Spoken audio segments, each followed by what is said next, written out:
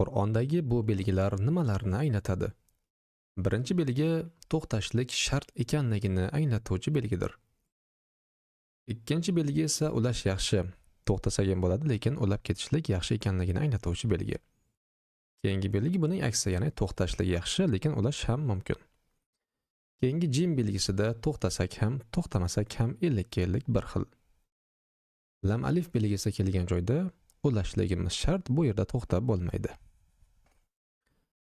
Sin belgisi sakta qoidasini anglatuvchi belgi bo'lib, ikki harakat miqdoricha qisqa pauza ushlaymiz, ammo nafas olmaymiz. Agar nafas olsak, vaqfga o'xshab qolishi mumkin. Navbatdagi belgilarning birida to'xtab, ikkinchisida to'xtamasligimiz mumkin. Ammo ikkisida ham to'xtab o'tishligimiz mumkin emas, ikkisida ham to'xtamay o'tishligimiz mumkin. Keyingi belgi bu bir poraning nimchorak qismini anglatuvchi belgi ekan.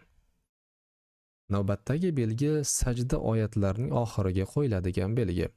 Bu oyatni o'qigan inson ham, eshitgan inson ham bir marta sajda qilishligi shart. Va eng so'nggi belgi esa oyatning oxiriga, oyatning tugashiga qo'yiladigan belgi ekan.